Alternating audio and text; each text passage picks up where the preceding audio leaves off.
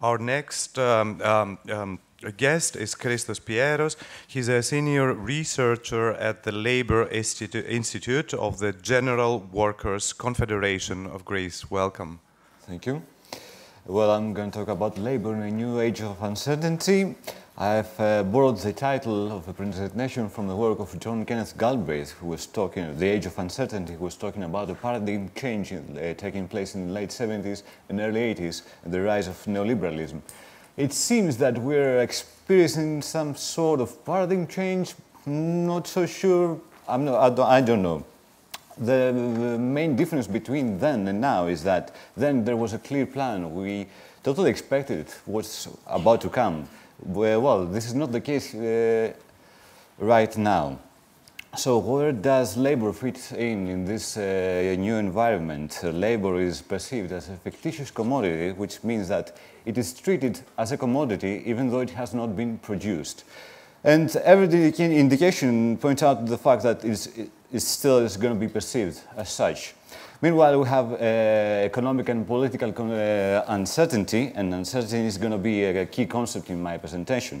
So why do we have this uncertainty, and how labor is affected by that?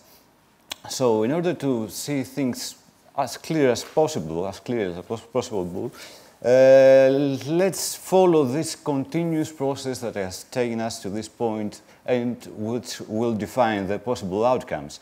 So let me take you back to the 90s, where the globalization was in full effect for the first time since the Second World War, or even earlier.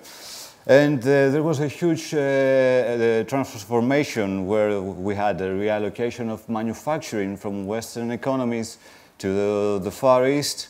We have the rise of the post-industrial society in the West, and there was a huge interdependence of production, which implied fierce competition for industry-related works in the West, which also implied increased pressure for labor market deregulation. So, what was the political response in this issue? In UK and Germany, and I don't want you to focus on the countries, but on the politics, under the leadership of Tony Blair and Gerhard Schröder, they both undertook labor market reforms consisting of wage freeze, which translates to real wage reduction, promotion of part-time and temporary employment, subsidization of wages, and easiness of hiring and firing, mostly in the UK. Now, these policies ultimately succeeded to sustain output and employment at a satisfactory level, but they created high job uncertainty.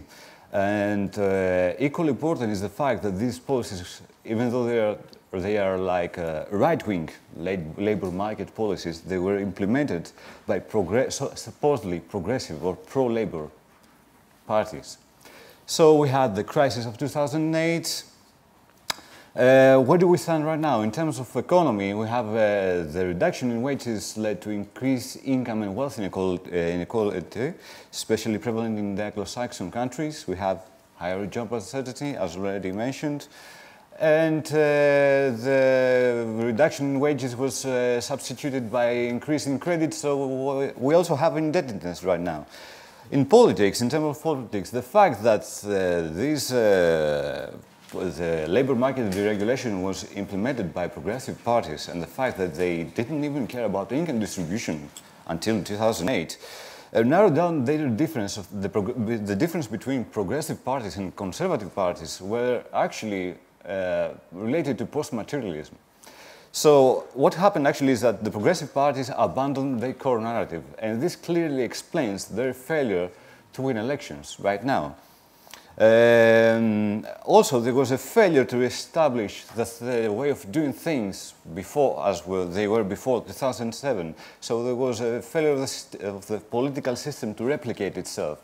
So these two facts created a reactionary sentiment, an anti-globalization sentiment, which was exploited mostly by nationalistic movements, and I don't think the word movement is really appropriate. But anyways, so what are the challenges ahead?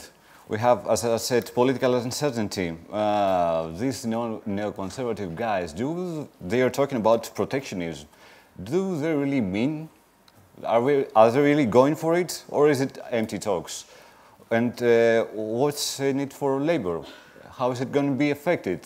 So far, we don't have a clear view about that. What we have a clear view about that is a structural change that is taking place right now, and some people refer to it as the fourth industrial revolution. It's the rise of the digital economy, and let's see how this affects labor. Well, on the bright side, we have new ideas, new concepts, new products, new jobs created, so we have creation. But this bears some changes, and the changes are not only in terms of work, but in organization. There's a vertical change. The whole structure of the corporation is likely to be affected. So we need a new form of management, for instance. On the dark side, we have a destruction of jobs. We don't have clear estimates yet, but most studies refer to a mass loss of jobs. And we have a shift of jobs from country to country, since workers backed up with expensive social security systems are going to face fierce competition by workers backed up by poor or no social security systems. So at the end, we're gonna end up in a polarized economy where there are going to be few well-paid jobs and lots of low-paid jobs. So, and also there's going to be another attack on the social security system. So, can we deal with even more uncertainty right now? Well, a sensible thing would be to regulate the digital economy. Why? Because we want to make a smooth transition to the new state of doing things, and we want to direct it to point it to the direction we want. We want to make our lives better, not worse. So, how do we do that? Well, we need to. The regulation is problematic when it's conceptualized a priori, because we're not exactly sure what we're dealing with. Well, some people talk about the taxation of robots, of robotization, but do we really want to punish the change in the production process? Other people talk about the global minimum wage, which is a fine idea, but I don't see how we could implement it on an international scale. Well, our view as a labor institute in Athens is the answer to all that could be a job guarantee program. What is a job guarantee program? Well, the public sector is not allowed to intervene in the private sector, but there are no constraints regarding the social and the creative economy. So, whenever the private sector fails to address the issue of unemployment, which is quite often the case, the public sector steps in and creates jobs in the social economy. So the aim is to have practically zero unemployment. So what are the implications of this thing? First of all, it removes job uncertainty. Well, you can imagine a world where you could, no matter what happened, you would always have a job. You would always be useful to society. It also safeguards activities not directly related to materialistic production or services, an example, arts. And this is not a new idea. It's based on the work of William Beveridge in the 1940s, Abba Lerner also in the 1940s, and Hyman Minsky in the 1960s. And it has been heavily criticized both by left and right. The leftists claim that it promotes the interests of the corporations, and the rightists exactly the opposite. Well, oddly, they're both correct, but they both fail to capture the greater idea. That is, the concept of the job guarantee program is founded on the right to work. We see work as a human right, and more in advance, the process of creating and offering, it's a social function. It's not a commodity. It's not something that we buy or sell. It's something that defines ourselves in the society. But apart from this conceptual future of the program, there are also some very important practical futures. The most important is that it stabilizes the economic system. How does this happen? Imagine that the economy is in a recession and unemployment starts to rise. Then the unemployed move to the job guarantee program, and the job guarantee program becomes larger and larger and larger.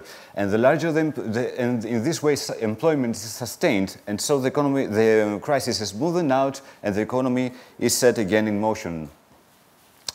In that sense, the social economy gives a boost. Gives a boost on the aggregate economy.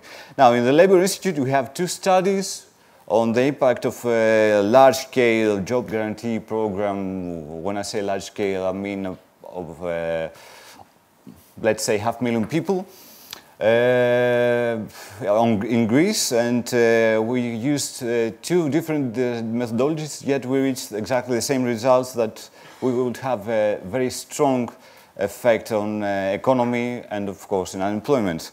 Also, there is a prior experience in such a scale in Argentina, where was the implementation of this program, which I can't recall the name of that. It was a response to the crisis of 2001 in Argentina. There was a massive reduction of the poverty rate, and so on. So, to sum up, the key idea is that there are initiatives like Batoir, we were discussing yesterday. This job guarantee program can embrace all these initiatives and open it up to a very larger scale. Thank you.